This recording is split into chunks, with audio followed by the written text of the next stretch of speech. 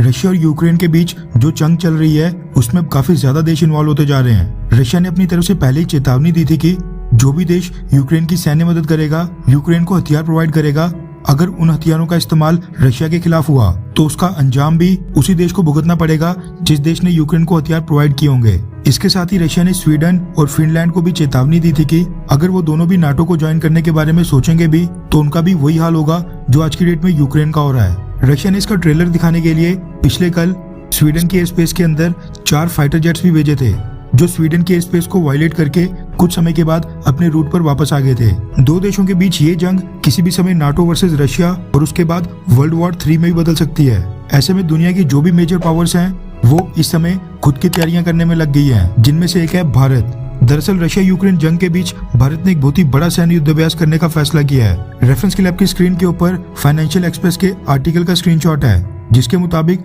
Indian air force के 148 fighter aircrafts एक बहुत ही बड़ी एक्सरसाइज में अपनी कॉम्बैट कैपेबिलिटीज का प्रदर्शन करेंगे। ये एक्सरसाइज इंडियन एयरफोर्स को ऑपरेशनल रेडीनेस स्टेट में रखने के लिए बहुत ही इंपॉर्टेंट एक्सरसाइज मानी जाती है, जिसमें चेक किया जाता है कि अगर अचानक से किसी देश के साथ भारत का युद्ध हो जाता है तो क्या उसको फेस करने के लिए हमारी इंडियन एयरफोर्स रेडी है, क्या हमारे fighter jets, refuelling aircraft, transport aircraft, इन सब के बीच कोऑर्डिनेशन प्रॉपर तरीके से स्थापित हो पा रहा है, ताकि ये सुनिश्चित किया जा सके कि अगर देश को इंडियन एयरफोर्स की किसी भी समय अचानक जरूरत पड़े तो उस केस में ये सब आपस में एक साथ तालमेल बिठाकर किसी भी कॉम्बैट ऑपरेशन के लिए बिल्कुल रेडी हों। फिर चाहे वो भारतीय सीमा की रक्षा करने की बात हो या फिर सामने वाले देश की सीमा के अंदर घुसकर हमले करने की बात हो। पाकिस्तान की एयरफोर्स भी भारतीय एयरफोर्स की इस एक्सरसाइज के दौरान बिल्कुल हाई अलर्ट के ऊपर रहने वाली है, क्योंकि ये एक्सरसाइज होने जा रही है पाकिस्तान के ठीक बगल में राजस्थान की जैसलमेर डिस्ट्रिक्ट में। जैसलमेर में पोखरन रेंज है, जहां पर ये सारे 148 फाइटर एयरक्राफ्ट आसमान से बम गोले गिराएंगे, डेमोन्स्ट्रेशन करेंगे और इंडियन एयरफोर्स के पायलट्स अपनी कॉम्बैट कैपेबिलिटीज शो करेंगे।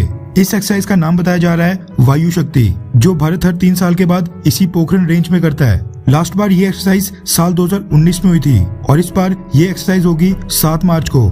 रिपोर्ट्स के मुताबिक 148 एयरक्राफ्ट में से 109 एयरक्राफ्ट्स अकेले फाइटर जेट्स ही होंगे और बाकी aircraft refuelling aircraft, transport aircraft और अन्य तरह के एयरक्राफ्ट और अटैक हेलीकॉप्टर्स होंगे। खुशी की बात यह है कि इस बार वायु शक्ति एक्सरसाइज में भारत के राफेल फाइटर जेट्स पहली बार हिस्सा लेंगे। राफेल के साथ साथ तेजस, जैगवार, मिग-29 और सुखोई 30 प्रमुख रूप से शामिल होंगे।